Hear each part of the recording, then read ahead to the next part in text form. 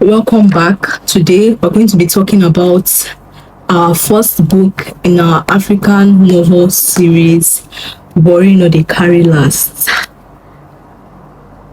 by Idede Oseyande.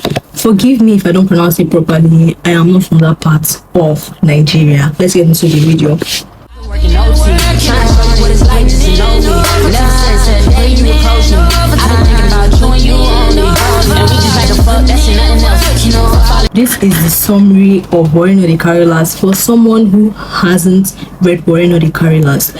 It is about our protagonist, Okemute, leaving Warri to come to Lagos for greener pastures and his adventures. That is what it's mainly about. But as we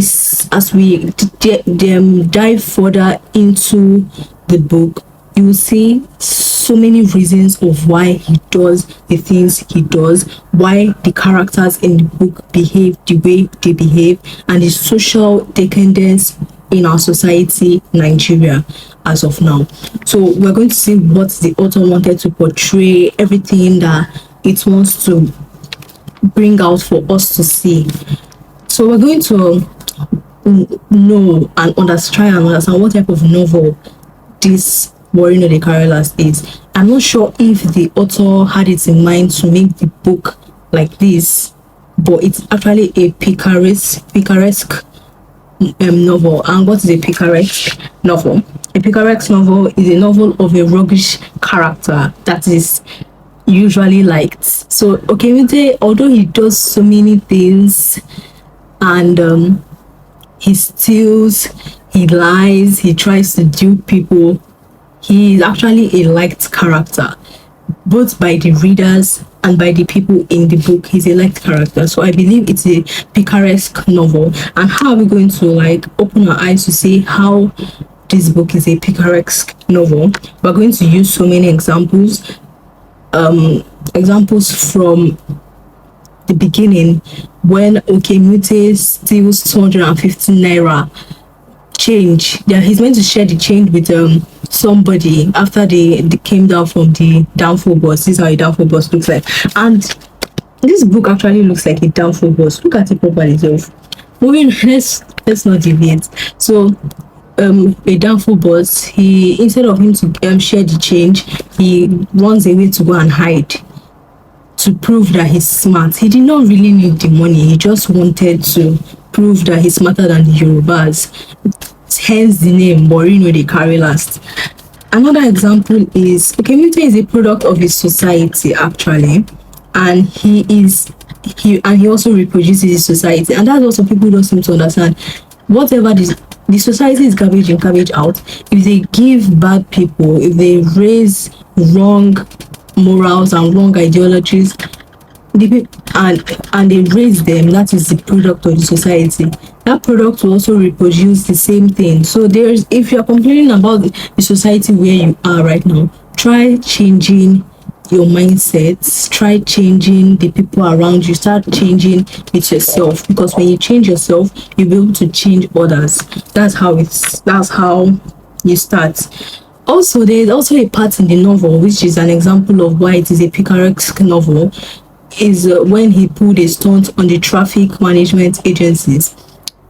There is a particular bus stop, they're not meant to stop there, and he came down from the car pretending as if he's looking for something, looking for direction, which helps his friend Bayo to be able to come down from the car and run away to his workplace.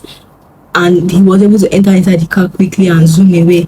Even the driver was very surprised. I'm like, are you sure that this is your first time in Lagos, with the way you were able to fool the officials? Okemute obviously loved the praise because he's always trying to prove that he's smarter than Lagosians. It is also a picaresque novel because he had a moral compass, and the moral compass was Bola, his best friend since the university.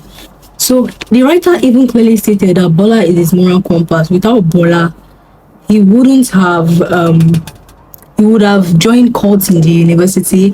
He would have what is a cult? A cult is a secret society, but cults in Nigeria are not good. Don't join any cult, guys. Don't join cults. forget about it. You're just ruining your life. So he would have joined a cult, either knowingly or unknowingly. He would have done so many, he would have been arrested, he would have done so many wrong things if he didn't have Bola as his moral compass. So that is also making it a picaresque novel. Also, another example of him being a roguish character is when he was tricking people with his relationship in the office. He's not meant to have any relationship in the office for a specific number of years, but he wanted to have a relationship with Sandra, somebody in the office that he really liked, and he didn't want people to know, so he asked his friend under the disguise, or he just tried to lie and do so many things so he can be with the person, and at the end of the day he got the girl and he got his cake and he ate his cake at the end of the day. So in a picaresque novel, the character almost never loses, and it can be seen in the case of Okemute. He never almost loses, and that is very quite funny as a Nigerian, because you have to lose sometimes. So that is about Warri no dey carry last as a picaresque novel. If you have any example, it can also be, if you have any example of Warri no dey carry last being another type of novel, like a sociological novel, a novel of an educational novel, you can comment down below and we'll talk about it. So let us move on to the themes of Warri no dey carry last. The themes. So there are some trigger warning. There are some words here. I don't really want to say the words, but I'm just gonna give abbreviations for them and I'll write it. So the first one is the R word. There are several examples of the R word in Warri no dey carry last. It's showing the perversion of some people in Nigeria that needs to be stopped. The author uses Okemute, our protagonist, to show that boys, when they are word girls, as a display of strength, it's stupid and they should stop doing that, because it has no meaning, because it also is going to affect the victim, the person that did it, and the society as a general. So that is the author clearly stating it in the book, that our word is bad and people shouldn't feel proud to be doing that. Another example is Okemute, the protagonist. From the age of 7, he was being essayed by an older woman and her friends, which is usually deviating from when writers write about R word or essay.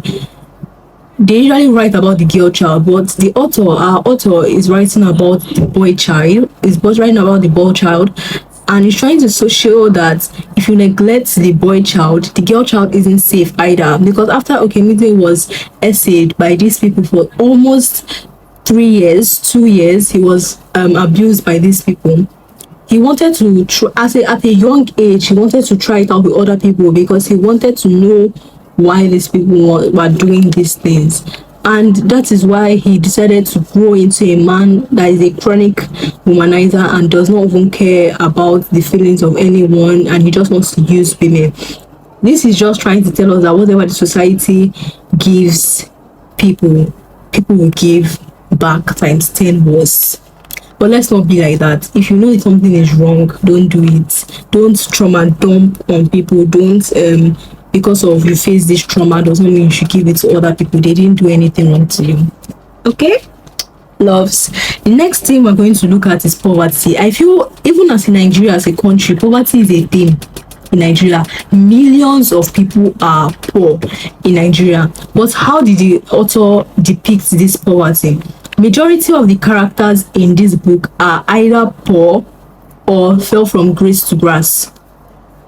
The characters in this book are poor. Okemute came from a poor background. Bola came from a poor background. Bayo poor. Kenneth was okay at first, then became poor. So poor. A lot of people are poor in Nigeria. A lot of people are suffering because he showed their suffering.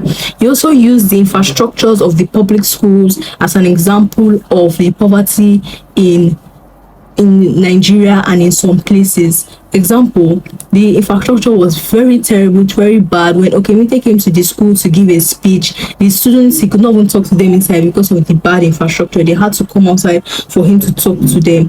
And the author gave a solution.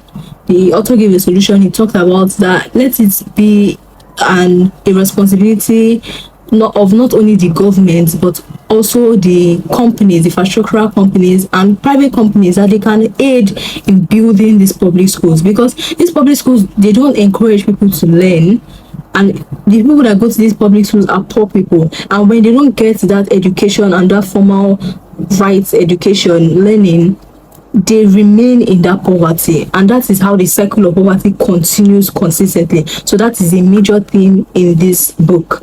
Then another theme is the theme of the poverty of the mind. The first example given to us was when Okemute wanted to steal to prove that he is smart. The students in the public school also say that stealing is being smart. Why are they attributing a bad character to something good? Stealing is not being smart, but they were like, stealing is being smart. Okemute believed that stealing was being smart, but thank God that he rightened his mind, and he said that it's nothing to be proud of. He didn't need it, but he still wanted to steal it. We can also share these qualities to the politicians in our country. They don't need all this money that they are embezzling. They don't need them. The contractors, they don't need the money that they are stealing so that they will fill the buildings with sand. They don't need it, but they feel that other people are doing it, and because of that mentality of other people are doing it, they are not able to do the right thing, which is terrible. And the poverty of the mind I feel the poverty of the mind is worse than the material poverty, because they will always be poor in their mind. No matter how rich they are, no matter how much they have, they will always be poor in their mind. And that's why we cannot really open our mouths and say, this politician, a lot of us have mental poverty. A lot of people are so poor in their mind, they just want any way to get something that they don't even want, and that is greed. So Nigerians need to let go of that social concept and that social mindset, and that's what our author Idede was trying to say. Another thing is education, right upbringing and hard work. So an example of that in the book is Okemute. Although he was from a poor background, when he was able to get the right education and was able to he had so many chances to give up, or he had so many opportunities to give up actually, because his life, he did not get what he wanted to study in the university, which happens and is very common for a lot of people in school. They don't get what they want to study. He didn't get what he wanted to study. He didn't get so many things right in his life, but he persisted, and that is hard work. And he was able to finally work in the company of his dreams. So hard work actually brings out people from poverty, and that's hard work, education and the right upbringing brings out people from poverty and helps to reduce the moral dependency in the country. And that's what Idede was trying to prove and portray. And also an example of right upbringing is Kenneth. Kenneth is an Anglican, and his parents raised him with God, so he's always going to church. The way he woke up everybody, even though they went to club the day before, he woke everybody up the next day and was like, come to church. It was very, very surprising. He drove them to church, he found church, they went to church. Right upbringing actually brings out the best out of people. Even if when somebody is born poor, when they have that right upbringing, they might not even have that mental poverty or the poverty of the mind. Also, we're going to talk about child SA. That is another theme in the book, which is and the person that portrayed this theme is Okemute. I've already mentioned it before. He was abused when he was 7 years old, when he was almost 10, by some women. So this is bad. There's hidden pedophilia amongst a lot of Nigerians, and some people are closing their eyes about it, but a lot of children are being abused by their fathers, by their uncles, by their aunts, by their teachers, a lot of them. So please, if you're a parent, you need to listen to your children and watch your children, what are they doing, so that you can protect them from the society. So another thing is corruption and police brutality. Just so many examples of this going on. The police brutality is terrible. When example one, when Okemute and his friends were going to the club with Kenneth's girlfriend, they just stopped them and claimed that they are fraudsters and they wanted to arrest them unless they settle them. Thank God somebody from their company came and rescued them. Another example is Kenneth's uncle. They wanted him to, they framed him that he's carrying arms and he should give them 100,000 naira, and he was begging, even innocent, he was begging, let them just collect 20,000 naira, but the policemen did not want to agree, and it caused a lot of problems in Kenneth's family. So this police brutality and this corruption of the policemen is a really huge issue in Nigeria. And that's what Idede was trying to portray with his book, that a lot of these police officials are very corrupt and they just want nothing but money. They are not in the job to protect lives and property. They are a danger to lives and property. They forcefully accuse people. They just want to get money from them. So Idede was exposing this. So most of these things are the ills in the society, and the ills and the problems in the society, the Nigerian society. Although our setting was in Warri and Lagos, it does not still it does not still limit it to only Warri and Lagos. We have people that are from different parts of the country as characters in the book. Example, Kenneth is from the east, Bola is from the southwest. So they are from these different parts of the country, and they are representatives of where they are from. And yes, they are showing that there's poverty existing in every part of the nation. People are suffering in every part of the nation. There's police brutality in every part of the nation. There's a lot of problems in every part of the nation. So the our author Idede is trying to open the eyes of the Nigerian citizens and trying to make a voice for the Nigerian citizens that you need to come out of this bullying by the government. And it also starts with us. That's what the author is trying to say, that this moral degrading our morals, our culture, that it starts with us. We need to let go of the bad things. It does not start in a day, obviously, but we have to start somewhere, and that is us individual. So that is it for Warri Carrila's themes, the summary, and it being a picaresque novel. Thank you for watching. Like, subscribe, share to your friends, because this is actually great material. And any book you want to talk about, African, it has to be African, you can comment it down below.